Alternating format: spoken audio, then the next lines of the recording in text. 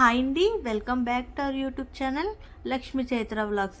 ఈరోజు మన వీడియోలో ఆలు కుర్మా ఎలా చేయాలో ఈ వీడియోలో చూసేద్దాం. దీనిని మనం చపాతీలకు కానీ రైస్లోకి కానీ వేసుకొని తింటే చాలా బాగుంటుందండి. ముందుగా ఇలా బంగాళదుంపల్ని తీసుకొని శుభ్రంగా కడుక్కోవాలి. దీనిలో ముక్కలు అనేవి కట్ చేసుకొని వేసుకోవాలి. ఆ బంగాళదుంప ముక్కలన్నీ ములిగేంత వరకు నీరు అనేది వేసుకుంటే సరిపోతుందండి. సో నెక్స్ట్ ఏమో కుక్కర్ మూత పెట్టి 2-3 విజిల్స్ వచ్చేంత వరకు ఉడికించుకోవాలి. ఇలా ఉడికించుకుంటే బంగాళదుంపలు అనేది పర్ఫెక్ట్గా ఉడుకుతుందండి. అలా మెత్తని పేస్ట్ అయిపోకూడదు, అలానే ముక్కలు ముక్కలుగా ఉండకూడదండి. కొన్ని ముక్కలుగా ఉండి కొంచెం పేస్ట్లా ఉంటే మన ఆలు కుర్మా చేయనీకైతే చాలా బాగుంటుంది. ఈ బంగాళదుంపల్లో ఉన్న నీరంతా వడకట్టేసి కాసేపు బంగాళదుంపలను చల్లబరచుకోవాలండి.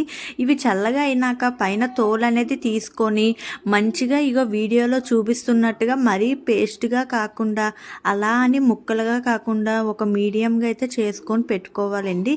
ఈ విధంగా చేసుకుంటే ఆలు కుర్మాలోకి పర్ఫెక్ట్గా ఉంటుంది. ఇప్పుడు మరొక పాన్ అనేది పెట్టుకొని 2-3 టేబుల్ స్పూన్ల ఆయిల్ అనేది వేసుకోవాలండి. దీనిలోని పోపులు, జీలకర్ర, ఆవాలు వేసుకొని కాసేపు ఫ్రై అవ్వాలి. ఇందులోనే కొంచెం అల్లం వెల్లుల్లి పేస్ట్ కూడా వేసుకుంటామండి. ఇది పచ్చివాసన పోయేంత వరకు వేయించుకోవాలండి. దీనివల్ల టేస్ట్ బాగుంటుంది. అల్లం వెల్లుల్లి పేస్ట్ మొత్తం వేగినాక ఇందులో కొంచెం కరివేపాకు, 4-5 ఉల్లిపాయలు అయితే వేసుకోవాలండి సన్నగా తరిగి. ఈ ఆలు కుర్మాలోకి ఉల్లిపాయలు అనేది ఎక్కువ వేసుకోవడం వల్ల చాలా బాగుంటుంది టేస్టు.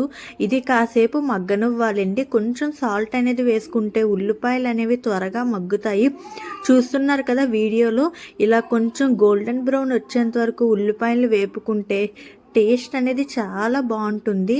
ఈ ఆలు కుర్మాలోకి ఒక టమాటీ అయితే సరిపోతుందండి. ఎక్కువ టమాటీలు వేస్తే పులుపు అనేది ఎక్కువైపోతుంది.